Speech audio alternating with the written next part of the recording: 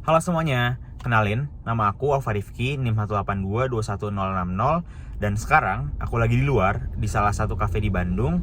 Nah, di sini rencananya aku bakalan melanjutkan tugas perkuliahan aku untuk memenuhi UTS mata kuliah Sismul, di mana kita disuruh membuat vlog pribadi dan di dalamnya kita harus menjelaskan gagasan atau ide tentang bagaimana sistem multimedia ini dapat bermanfaat secara ideal di multikampus dan bagaimana sistem multimedia juga dapat mengakomodasi mahasiswa yang memiliki disabilitas atau mahasiswa yang memiliki berkebutuhan khusus. Nah, nanti di dalam aku bakalan melanjutkan consulting presentation yang aku buat dan di akhir video akan aku jelaskan ke kalian semua. Oke, see you di dalam.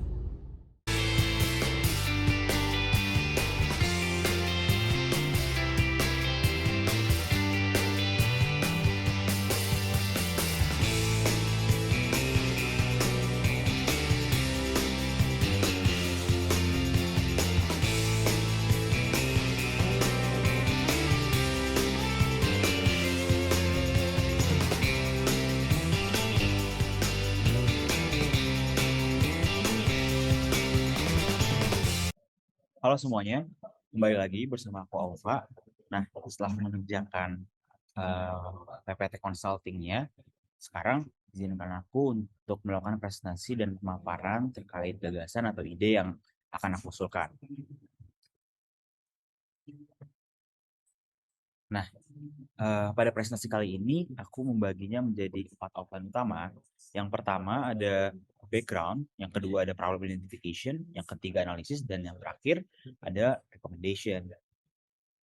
Langsung saja kita masuk ke bagian yang pertama yaitu background. Nah, sebelum kita melajahi masalahnya lebih lebih dalam, kita harus memahami terlebih dahulu tentang apa sih sebenarnya teknologi multimedia itu. Nah, teknologi multimedia adalah penggunaan teknologi untuk mengintegrasikan berbagai jenis media seperti teks, gambar, suara, video, dan grafik interaktif dalam satu platform atau sistem. Nah, teknologi multimedia ini tentunya memiliki potensi pemanfaatan yang begitu besar dalam berbagai bidang seperti pendidikan, hiburan, bisnis, seni, komunikasi, dan lain-lainnya. Nah, misalnya pada bidang pendidikan sendiri, yang dulu kita harus belajar menggunakan buku konvensional yang diprint dengan kertas atau bahkan bukunya ditulis dengan tangan pada zaman dahulu, sekarang kita dapat belajar menggunakan buku digital atau e-book di mana hal tersebut tuh bisa terjadi karena kita memanfaatkan teknologi multimedia seperti itu. Nah, selanjutnya dengan berbagai manfaatnya tentunya ini juga memiliki tantangan atau kekurangan. Misalnya pada masalah biaya, masalah teknikalnya, masalah teknis, dan masalah keamanannya. Misalnya juga aku ambil contoh tentang penggunaan buku digital. Nah, terkadang kita tidak dapat mengakses buku digital tersebut apabila kita tidak mempunyai akses terhadap WiFi. Seperti itu. Nah, Eee, selain itu, multimedia ini juga memiliki elemen-elemen seperti ada teks, citra, audio, video, dan yang semuanya dibagi lagi ke dalam beberapa, sub yang lebih detail. Aku ambil contoh misalnya pada teks dibagi menjadi plain text, rich text, dan hypertext, seperti itu. Next kita masuk ke bagian yang kedua yaitu ada problem identification. Nah, berdasarkan topik yang diberikan, pembahasannya itu ada dua sebenarnya. Yang pertama ada di isu multi kampus dan yang kedua ada di tentang mahasiswa berkebutuhan khusus. Nah, sekarang kita bahas dulu untuk topik yang pertama ya tentang multi kampus. Sebenarnya apa sih multi kampus itu? Multi kampus itu adalah istilah yang mengacu pada model pendidikan di mana satu institusi memiliki beberapa lokasi kampus yang terletak di berbagai daerah geografis. Akan tetapi masih tergabung dalam satu institusi yang sama. Nah, mungkin konsep multi kampus ini tidak banyak diterapkan oleh berbagai kampus di dunia. Hanya diterapkan oleh berbagai kampus di Indonesia seperti contohnya kampus kita sendiri yaitu ITB, di mana ITB memiliki kampus di Ganesha, di Jatinangor dan di Cirebon, atau mungkin kampus UI yang memiliki kampus di Depok atau di Salemba Jakarta seperti itu. Nah, konsep multi kampus ini yang kita gunakan tentunya memiliki manfaat dan kekurangan tertentu. Nah, manfaatnya ada di sini aku melihat ada tiga. Yang pertama adalah tentang aksesibilitas, di mana dengan adanya multi kampus ini memberikan akses pendidikan kepada mahasiswa dari berbagai wilayah geografis. Karena memang multi kampus ini terbagi menjadi geografis, jadi mahasiswa dapat menentukan mereka ingin eh, mengikuti pendidikan di kampus yang mana seperti itu. Lalu yang kedua ada di specialist program. Di sini multi kampus menghadirkan beragam program pendidikan dan spesialisasi di berbagai kampus. Nah, contohnya seperti di ITB tentunya terdapat beberapa jurusan yang hanya terdapat di kampus tertentu. Misalnya untuk jurusan teknik pangan hanya ada di kampus Jatinangor, tidak ada di kampus Ganesha seperti itu. Nah, lalu selanjutnya yang manfaat yang ketiga adalah fleksibilitas pembelajaran. Di sini multi kampus memungkinkan mahasiswa untuk memilih kampus yang sesuai dengan kebutuhan mereka. Nah, misalnya seperti pembelajaran pada mata kuliah tertentu ini hanya terdapat di salah satu kampus, misalnya mata kuliah umum KWN atau kewarganegaraan hanya terdapat di kampus Ganesha untuk bagian timurnya. Tetapi jika mahasiswa Jatinangor ingin mengikuti kelas tersebut, mereka harus mengikutinya secara daring. Jadi terdapat fleksibilitas pembelajaran di sini. Nah, kita masuk ke kekurangannya sekarang. Kekurangannya di sini yang pertama ada logistik dan media. Tentunya multi kampus ini akan meningkatkan biaya administrasi dan logistiknya, termasuk pengelolaan infrastruktur fisik dan teknologi. Dan yang kedua adalah kekurangannya adalah kualitas pengajaran, karena kita harus memantau dan memastikan kualitas pengajaran dan pengalaman mahasiswa di semua kampus ini harus terjaga gitu, agar kualitasnya memiliki eh, apa ya, agar kualitasnya mencapai di standar yang sama seperti itu. Dan sekarang kita lanjut ke problem identification yang kedua. Nah, di sini terdapat satu fakta, yaitu ternyata jumlah anak berkebutuhan khusus itu terus bertambah, tapi hanya 12% sekolah formal yang menyediakan anak-anak itu untuk bersekolah. Nah, padahal sebenarnya sebagai warga negara Indonesia ini kita memiliki hak yang sama untuk mengakses pendidikan tanpa melihat kondisi finansialnya, kondisi fisik, dan lain-lain.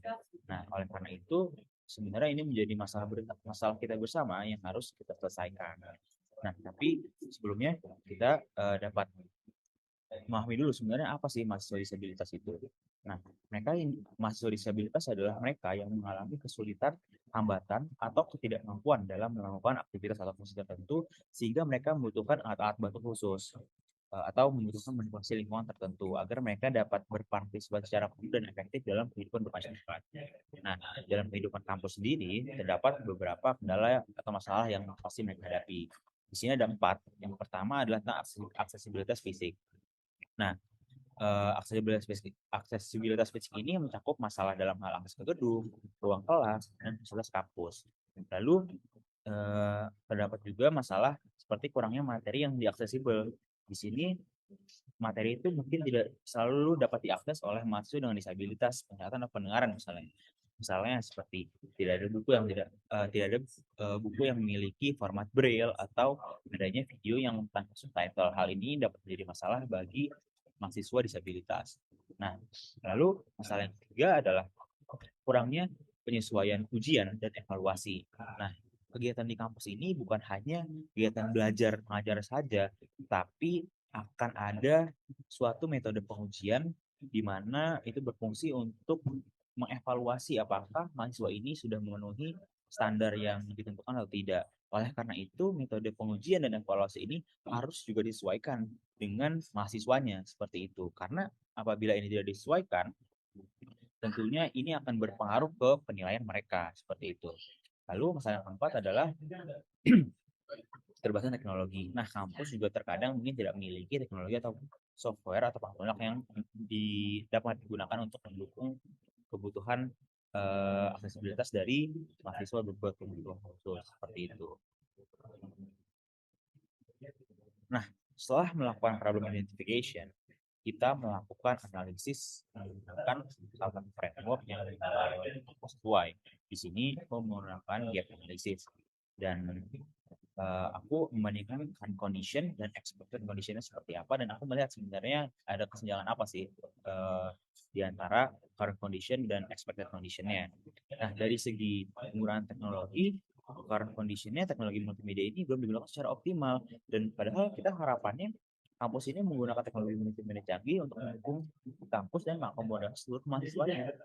Oleh karena itu, terdapat kesenjangan bahwa belum terdapat optimalisasi penggunaan teknologi multimedia yang terdepan.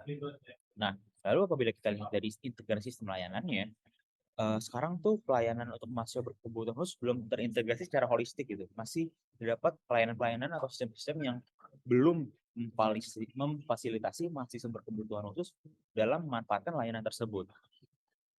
Dan padahal kondisi idealnya atau expected condition-nya adalah seluruh pelayanan ini dapat dimanfaatkan oleh setiap mahasiswa, tak terkecuali seperti itu. Oleh karena itu kesenjangannya adalah terdapat sistem yang belum dimanfaatkan oleh mahasiswa berkebutuhan khusus. Nah, berdasarkan barometer verification dan analisisnya, aku mengambil suatu key takeaway, yaitu dibutuhkan peningkatan penggunaan teknologi dan integrasi antar sistem agar seluruh mahasiswa dapat memanfaatkan sistem secara holistik. Nah, kita lanjut ke bagian yang terakhir, yaitu recommendation. Di sini ada gagasan dan ide yang aku usulkan untuk menyelesaikan permasalahannya. Yang pertama, kita uh, mengusulkan dari segi teknologi utilization, yaitu speech recognition. Nah, tapi sebenarnya apa sih speech recognition itu?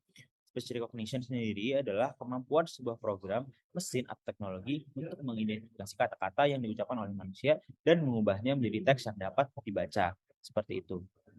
Nah, cara kerjanya gimana?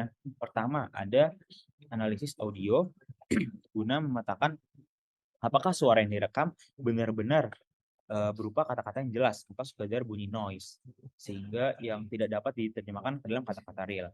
Nah, yang kedua, kita setelah itu kita memecah audio menjadi beberapa bagian agar dapat dicerna oleh sistem. Nah, ini disebut dekompresi audio. Lalu yang ketiga, digitalisasi audio dalam format yang dibaca oleh komputer. Jadi di sini terjadi proses analog ke digital, di mana ada juga proses konvolusi seperti itu. Lalu yang keempat, eh, terdapat penggunaan algoritma untuk menyocokkan audio dengan representasi teks yang dimiliki pada database. Nah, jadi setelah sinyal analognya berubah jadi sinyal digital dan sudah dibaca oleh komputer, ini kita digunakan sebuah algoritma untuk menyocokkan apakah audio itu ada dengan teks-teks yang ada di database. Nah, contoh algoritmanya di sini saya mencantumkan ada tiga, ada natural language process, ada hidden markov model, dan n-gram. Nah, misalkan natural language process ini berguna untuk memahami apakah kata-kata tersebut ada dan dapat dan argumen ini dapat memahami apa maksud dari kata-kata tersebut seperti itu. Di sini n-gram untuk menghitung probabilitas kata-katanya ini dicontohkan pada gambar ketiga ini, di mana apabila misalkan sudah terbagi menjadi kata kelas C, L, A, dan S, ini akan dicocokkan menggunakan algoritma n-gram seperti itu. Lalu apa sih sebenarnya manfaat dari speech recognition? Nah, yang pertama mungkin adalah pengenalan suara ini dapat membantu mahasiswa dengan disabilitas, terutama mereka yang memiliki kesulitan dalam mengetik atau membaca teks. Lalu yang kedua adalah sistem pengenalan suara dapat digunakan untuk mengintegrasikan asisten pribadi digital atau virtual assistant. Jadi mahasiswa bisa mengajukan pertanyaan, mencari informasi, atau mengatur jadwal mereka dengan suara seperti itu. Lalu untuk teknologi utilization yang kedua, ada proto-hologram. Nah, sebenarnya apa sih proto-hologram ini? Proto-hologram adalah alat atau sistem yang memproyeksikan atau menghasilkan citra tiga dimensi yang nampak nyata dan bisa dilihat dari berbagai sudut, menciptakan efek ilusi tiga dimensi yang begitu realistis. Nah, sebenarnya proto-hologram ini sudah lumayan digunakan di luar negeri, namun belum diterapkan di Indonesia. Di sini di sebelah kiri terdapat prototype teknologi protohologramnya. Jadi terdapat dua tipe yang berukuran kecil dan berukuran besar seperti itu. Hal ini tuh disesuaikan dengan kebutuhan dari penggunaannya nanti akan seperti apa. Nah, tapi sebenarnya bagaimana sih cara penggunaan proto hologram itu? Pertama, Ada gelombang cahaya yang berasal dari objek yang akan ditangkap atau diabadikan biasanya menggunakan laser. Nah, ini tuh proses yang pertama ini dinamakan perekaman hologram. Nah, sinar laser itu bisa terbagi dua, menjadi sinar referensi dan sinar objek. Lalu yang kedua adalah ketika sinar objek bertemu dengan sinar referensi di lokasi kelihatan hologram, di sini terjadi proses interferensi yang menghasilkan pola gelombang yang mencatat informasi tentang fase dan amplitude cahaya yang datang dari objek. Lalu proses yang ketiga adalah sinar referensi yang sama digunakan untuk merekam sinar referensi asli diterapkan pada hologram yang telah direkam. Sinar ini menciptakan interaksi dengan pola gelombang yang terdapat di hologram yang mengakibatkan interferensi antara sinar referensi yang tadi dan pola gelombang yang di hologram. Cahaya tampak tercipta dan membentuk citra tiga dimensi yang tampak nyata. Nah, oleh karena itu, melalui tiga proses ini dapat terbentuklah uh, gambar atau cahaya yang tiga dimensi menyerupai perekaman hologram di awalnya seperti itu. Nah, manfaatnya apa sih proto hologram itu? Di sini proto hologram memanfaatkan smart kamera yang sudah didukung AI, holographic display, WiFi, dan cloud untuk menyimpan database dan bermanfaat untuk mahasiswa dengan disabilitas penglihatan atau pendengaran. Teknologi hologram dapat dikombinasikan dengan sistem aksesibilitas seperti high definition atau subtitle visual untuk memfasilitasi pemahaman materi pembelajaran. Lalu manfaat yang kedua adalah hologram dapat digunakan untuk membuat simulasi atau model 3D yang memungkinkan mahasiswa untuk menjelajahi situasi atau konsep tertentu dengan cara yang mendalam dan interaktif. Nah, misalnya eh, hologram ini dapat berguna sekali untuk mahasiswa jurusan kedokteran, untuk bagaimana mereka memahami visual Indonesia secara lebih dalam, secara lebih detail, agar metode pembelajarannya itu lebih dalam dan interaktif, atau bahkan dapat digunakan juga oleh mahasiswa teknik untuk juga uh, seperti microcontroller atau elektronika lainnya dan teknologi dan mahasiswa teknik misalnya yang jadi jurusan uh, FITB atau FSTM di mana mereka perlu memahami struktur dari batuan-batuan tertentu. Hal ini tentunya dapat memberikan uh, apa ya? Dapat memberikan nilai lebih dalam pembelajarannya, baik secara luring maupun daring seperti itu. Nah, lalu untuk gagasan yang kedua yaitu ada service system integration. Nah, di sini bentuk apa sih sebenarnya itu?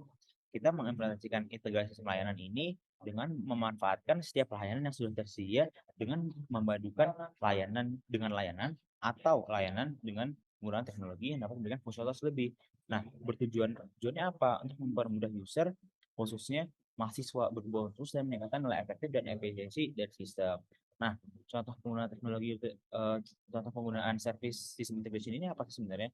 Jadi kita sebagai mahasiswa yang sering menggunakan Zoom, aplikasi Zoom atau Edunext, Learning Management System, kita padukan dengan penggunaan teknologi utilization yang sebelumnya atau bahkan mungkin teknologi-teknologi lain. Di sini yang saya usulkan adalah uh, seperti diterapkannya voice recognition pada Zoom atau Edunext misalkan. Jadi bagaimana di aplikasi-aplikasi tersebut itu terdapat virtual assistance-nya juga.